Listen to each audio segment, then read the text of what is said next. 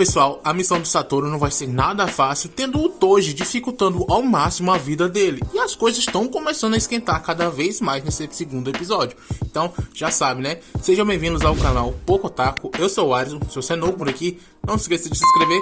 Também ativar o sininho para receber todas as notificações do canal. E o link nas redes sociais vão estar aqui na descrição. Então, segue a gente lá. E bora falar sobre esse segundo episódio. O episódio começa com o Getou ali fazendo um chazinho, até que é mostrado aquele feiticeiro que tinha ido atacar a garota. E o cara tava implorando pra sua vida, porque ele tava agarrado com uma das maldições do Getou. E mesmo ali implorando, chorando, dizendo que vai mudar de vida, o Getou não tá nem aí pra ele, tá fingindo até que não tá ouvindo ele. E o cara se irrita com isso e diz que junto dele veio o outro cara que era o mais forte deles. E nessa hora o Getou ele recebe uma mensagem do Gojo com a foto do cara todo esbulachado, ele também tinha perdido. E assim os dois ficam com a cara no chão. E enquanto isso, em outro lugar é mostrado o Toji conversando com aquele homem novamente, aquele que tinha contratado os serviços dele. E o cara tava lá para saber como é que tava a situação, que ele queria progresso. E o Toji responde que ele tá enfrentando o garoto da casa Gojo. Ele não pode aparecer lá e simplesmente enfrentar ele de frente. Ele tem que usar uns idiotas para cansar ele primeiro. Ou seja, o cara não é burro, ele sabe pensar as coisas, ele sabe quem ele tá enfrentando e ele não vai bater de frente assim com ele. E antes de sair, aquele cara pergunta como é que vai o Megumi. E o Toji ele fica pensando, olhando de um lado e pro outro e pergunta pra ele: quem é essa pessoa mesmo? Tipo, o Toji vai ganhar o prêmio de pai do ano, não tem como. Depois disso, voltamos para o Satoru. E o Getou queria levar aquela garota para o hospital, já que ela estava apagada. E o Satoru estava segurando ela nos seus braços. E com isso, ela acaba acordando. E sem entender nada, e vendo aquele cara segurando ela, ela já mete logo um tapão na cara do Satoru. E o Getou ele vem para tentar acalmar as coisas. Mas ela também ofende ele, dizendo que aquela franjinha que ele tem é muito estranha. E agora que ela tinha conseguido irritar os dois, eles começam a puxar ela, cada um de um lado, e trouxendo ela, fazendo meio que essa mini torturazinha com ela. Até que uma mulher que está acompanhando ela, que é a sua empregada, ela chega lá e diz que aqueles dois rapazes estão lá para proteger ela. Depois disso, os quatro começam a conversar e o Satoru diz que aquela pirralha era mais agressiva do que ele pensou e que ele queria ajudar ela, já que ele pensou que ela estava mal, estava triste por causa da assimilação.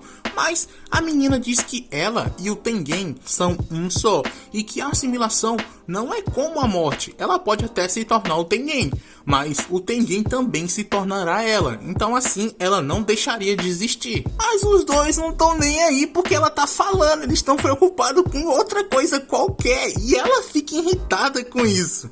Tipo, ela tava fazendo um maior discurso e os caras estavam olhando pro telefone. É impagável essa cena. E ela fica zangada e acaba se lembrando do seu colégio e que ela já estava atrasada. E ela decide ir pra lá. E o Satoru ele liga pro seu diretor e ele diz que as ordens do Tengen é que eles façam todas as vantagens da Rico. E o Satoru ele liga pro seu diretor e ele só diz que as ordens do Tengen é que eles façam todas as vantagens da Rico. Mas ele não fica feliz com isso, porque eles vão ter que ficar ali enquanto ela tá tendo as aulas. E para tentar ajudar, o Getou diz que ele não tem que pensar assim, porque depois da assimilação, ela vai ficar sem tempo, vai ficar o tempo todo trancada dentro da escola Jujutsu, junto com o Tengen, assim, sem ver os seus amigos ou familiares.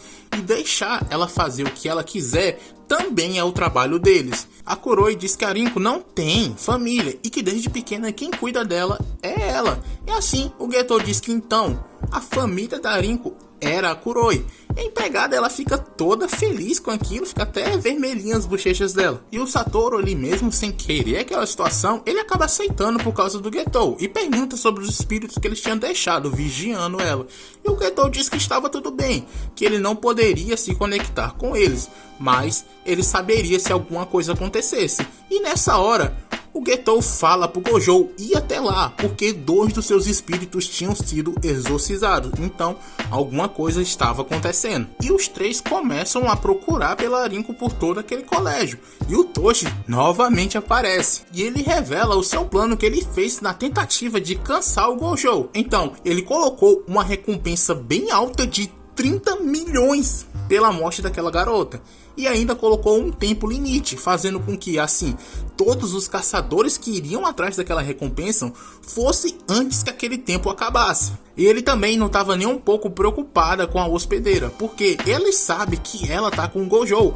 Então, não vai ser nada fácil matar ela, por isso que ele tá de boa, só relaxando ali e fazendo aposta, porque nesse episódio todo ele ficou fazendo aposta. Voltando para o colégio, no meio da procura, o Geto ele acaba achando um velhinho que tava lá atrás da garota, e esse velhinho também consegue usar espíritos amaldiçoados. E como ambos eram usuários de Shinigami, o velho começa a analisar o Geto, pensando que ele não era capaz de agir primeiro, e por isso uma luta corpo a corpo seria o ponto fraco dele. Mas o Geto não é burro, ele percebe que aquele velho estava bolando alguma coisa, mas não seria tão fácil assim para ele, e ele vai e invoca um espírito muito maior que acaba ocupando todo aquele corredor e acabando com o velho. Ou era isso que ele tinha pensado, porque nessa hora o mesmo velho aparece quebrando a janela do lado dele. E quando o velho entra no corredor, ele começa a ver o seu cachorrinho que tinha morrido há 50 anos atrás. Então ele percebe que caiu no golpe do Geto, que já sabia que o velho tava querendo vir para uma luta corpo a corpo. Então aquele velho é simplesmente espancado, porque mesmo corpo a corpo, o Geto ele ainda é muito mais forte do que ele. Então ele vai, pega aquele velho e começa a arrancar informações dele de um jeito que ninguém sabe como foi que ele arrancou essas informações. Já o Satoru, ele consegue encontrar a Rinko, que estava com várias outras garotas, e todas elas ficam babando o Satoru depois que viram ele, de como aquele cara era muito bonito, ele era muito alto, e ele, que não gosta de atenção de jeito nenhum, começa a fazer várias poses para ela, chamando mesmo a atenção dele, para ele, tem que ser ele ali. Até mesmo a professora daquelas garotas, elas vêm para saber que tumulto era aquele, e quando ela olha para o Satoru, ela já anota o seu número num caderninho e tenta entregar para ele, e isso acaba gerando uma confusão maior ainda, com todas elas querendo um pedacinho do Gojo. Ele aproveita aquela bagunça e pega a Rinko e tira ela de lá. E ela fica irritada porque ele apareceu no meio de todo mundo e ela já tinha dito que não era para ele fazer isso. Mas o Satoru diz que mestres de maldições apareceram e eles estavam atacando. Então ele tinha que levar ela para o colégio Jujutsu agora, porque ele tem certeza que ela não queria envolver as amigas no meio dessa briga. Ela acaba apenas ficando calada, concordando com tudo aquilo que ele disse, e de longe tinha alguém observando ele, um homem que estava lá atrás da recompensa. Mas quem aparece lá é a Kuroi, e os dois começam a lutar, e ela é muito braba, ela consegue deixar aquele cara, mesmo sendo 2, 3 vezes maior do que ela, no chão, ou seja, braba demais aquela mulher. E o Geto também aparece ali e usa suas maldições para prender aquele cara, mas aquele corpo acaba desaparecendo misteriosamente do nada.